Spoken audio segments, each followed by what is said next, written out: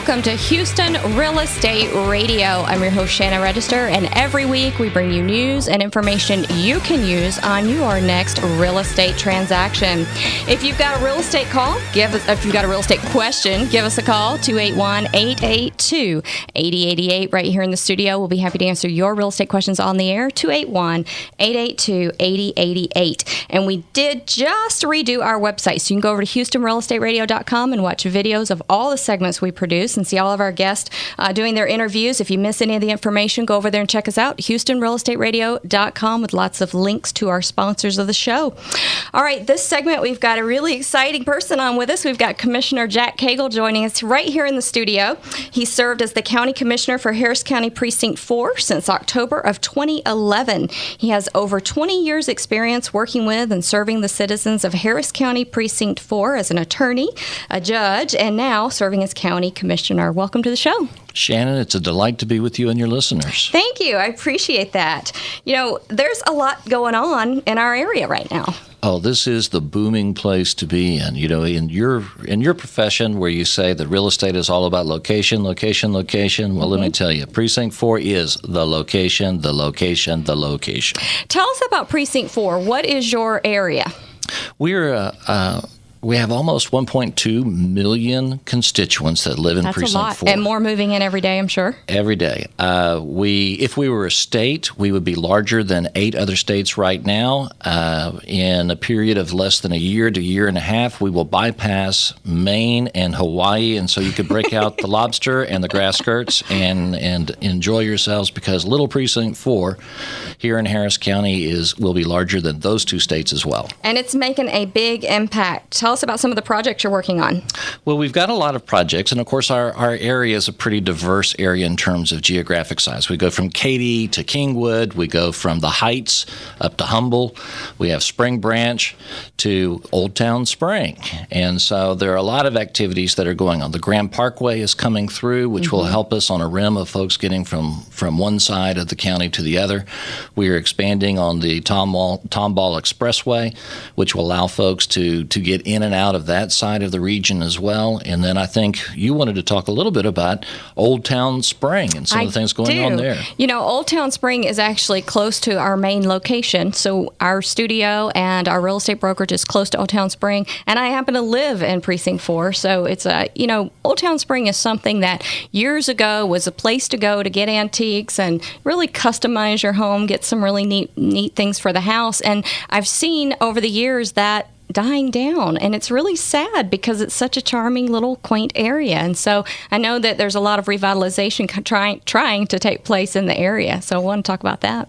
Well, Old Town Spring is one of those places that a lot of my money has gone to go be spent, and I just got to see how it was spent after the event had occurred over the years. We're very excited to see this revival and renewed growth that is beginning to occur, and a lot of that is occurring because of what's occurring around it. For example, it is just across the freeway, literally speaking, to where ExxonMobil campus is coming in Springwoods Village. As we sit here today, 500 people per weekend are moving into their offices, their new offices in the ExxonMobil campus. Those folks want to have a place to go get a bite to eat, to have something to do, maybe on a weekend to go shopping. Folks are moving into this region at such an incredible rate. In fact, last Commissioner's Court session, we approved the plats, neighborhood plats that are coming in. We approved 18 new neighborhoods platted in one day this last Tuesday. And so a lot of those are in this area, to where developers are coming in, individual realtors are coming in and saying, let's build some houses to accommodate this growth. And those people want to have a place to live, to shop, to enjoy themselves. And Old Town Spring has had to have some serious changes done within its infrastructure, with the Grand Parkway coming through, ExxonMobil Energy coming in, Southwestern Energy, which is the 5th largest natural gas company, coming in, St. Luke's breaking ground over there. All of this business and all of this development But Old Town Spring was still in a place to where it had to shut down its doors, most of their shops, unless they actually had someone to come and pump out their sewer systems, because they were still on an aerated septic system. And what that means is the old-fashioned septic system, to where when you flush, at some point afterwards, it has to go out and into the air, and there just wasn't enough space and time. And so to be healthy, businesses had to close at a particular time. We have initiated the engineering and the cooperation to where now you will have available in the very near future, where we can have our first ceremonial flush, a regular sewer system in Old Town Spring, so that folks who want to come and open up their business in Old Town Spring and have that little flower shop, or we've got some great little jewelry shops and birdhouse shops and clock shops and other kinds of bridal stores and antique stores. But will now be attractive to folks who want to work more than that 4-hour shift from 10 to 2, but will want to be open all day long, and to be able to take advantage of the afternoon or the evening shoppers in that area. So it will cease to be just kind of a noontime getaway, to where those who have those just few moments in the middle of the day can come to and enjoy. Do you think that it's going to grow and expand, or is it kind of landlocked? There's just not a lot of growth that can happen. The infrastructure's just got to be repaired and make do with what's there. Old Town Spring's geographical boundaries are pretty fixed. So if it is to thrive, it has to thrive in place. It's got to thrive where planted.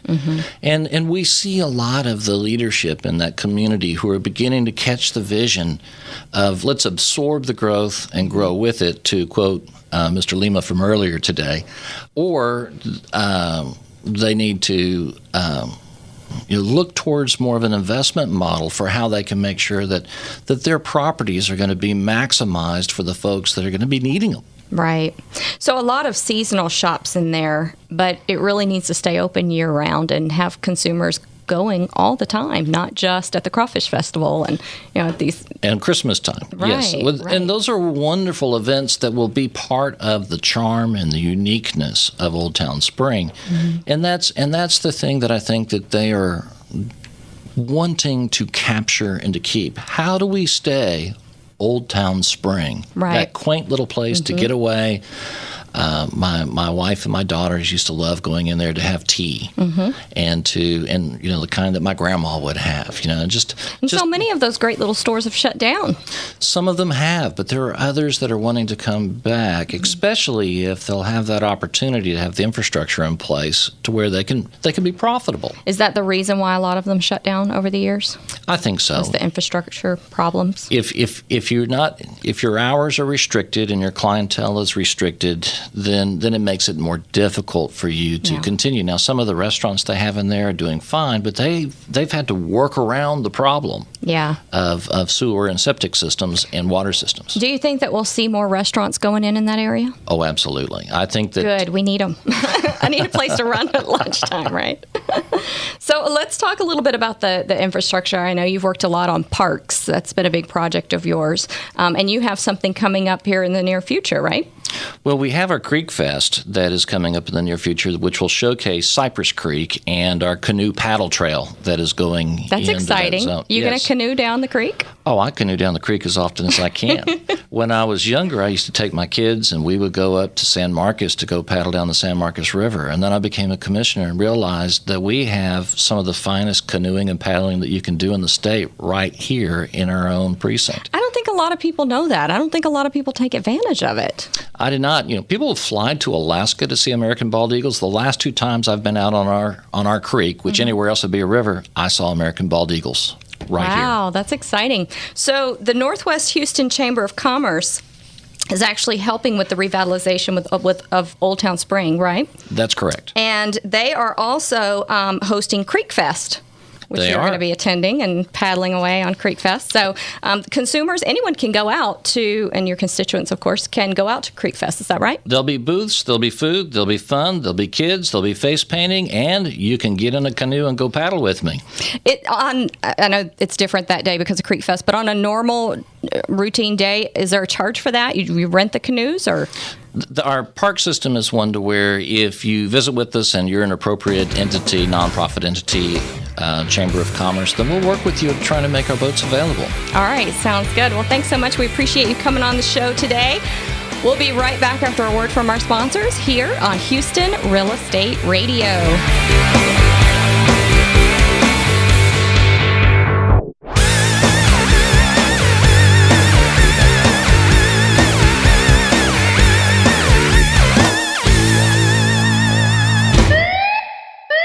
Hey, I have a question for you. Just how hot is your garage in the summer? Yep, thought so. Hot. Hot. And even hotter, right? So what if I told you that there's a product that can now help keep your garage cool? Introducing WindyVent, a revolutionary passive garage ventilation system that works off thermal airflow to allow free airflow in during hot summer months and can be closed to keep the cold out in the winter. WindyVents are sold in pairs and install in as little as 30 minutes. Get your revolutionary WindyVents today and say no to your hot garage. You don't have to leave your garage door up to cool your garage anymore. Vent it 24/7 with WindyVents. To get yours now, go to windyvent.com. Get 10% off your order. Just enter the word Shannon as your coupon code. Don't wait. Go to windyvent.com. windyvent.com. That's 2 E's. windyvent.com. Installation not included. See windyvent.com for certified installers and for more information. Restrictions may apply. See website for details.